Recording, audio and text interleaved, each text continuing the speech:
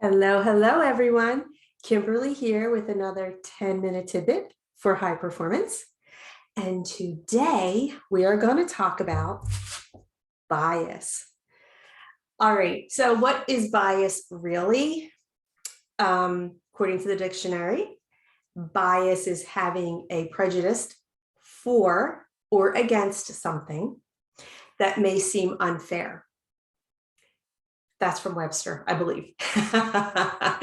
So, okay, you have a prejudice for or against something that may seem unfair. And if you look at the word prejudice, break it down, it's prejudge. So I ask you this. We all have, no, let me ask you this. Do any of us have prejudice in the sense of prejudgment? I mean, think about it. When you were born, when you were little, when you went out into the world and everything was new and shiny and fabulous, did you prejudge any of your experiences when you were young? Probably not.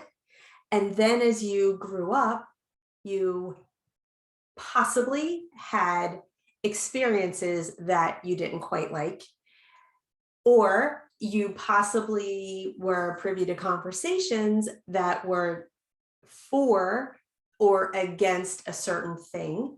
So you started to have ideas in your head, you started to form an opinion in your head, you started to prejudge that thing before you ever came into contact with it. So here's an example.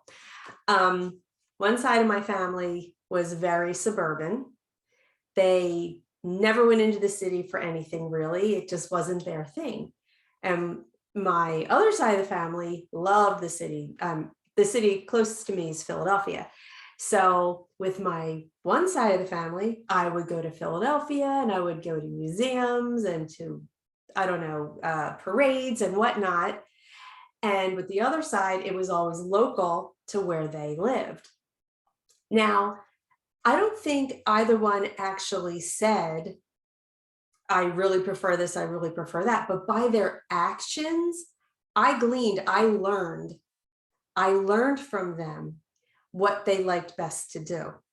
So if I ever thought about inviting my one grandmother who was suburban to go to the city, I wouldn't be prejudging that she would probably not want to do that, because I had learned through experience that the suburbs was her thing. So I'm just trying to point out, we don't prejudge anything. We learn it. How we learn it, we could read it in a book, we could watch it in a movie, we could hear our family, our friends, our teachers, our leaders, whomever we looked up to, whoever we trusted, whoever we thought knew the deal, knew the truth, whoever we thought were giving us this information in our best interest. That's how we learned it. There's no prejudging. There's none. And the other thing is, our brain is wired to keep us safe. Think about it. The only reason our brain is constantly warning us, don't walk into the street because there's traffic coming, or you get these little hairs sticking up on the back of your neck, you get this little spidey sense about things, is because the main function of your brain is to keep you safe.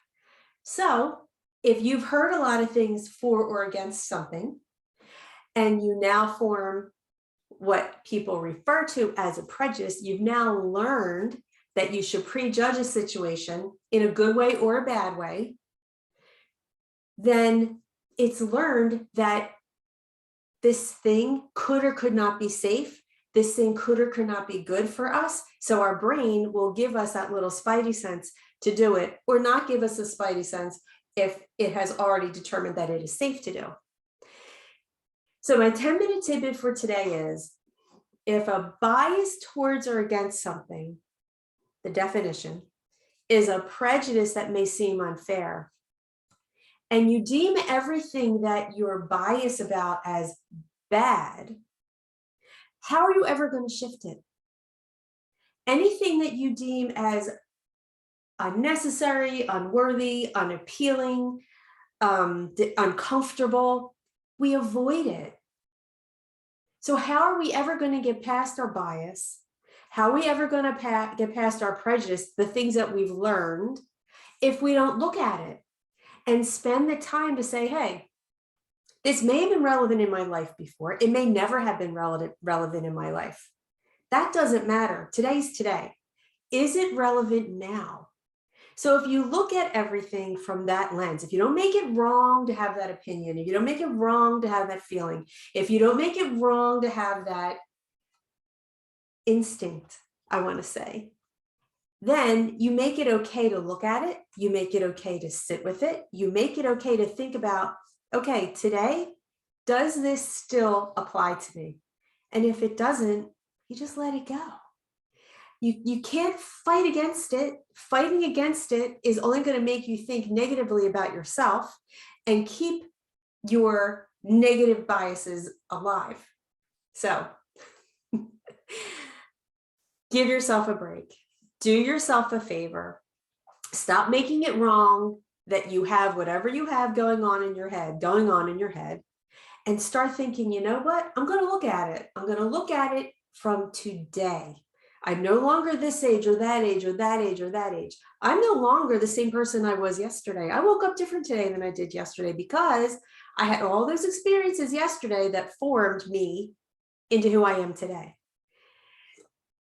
I hope this makes sense. I hope it helped. I hope that you realize you're not prejudging anything. You've had experiences, you've had teachings, you've had trainings, you've had whatever you've had to get you to the point where you are.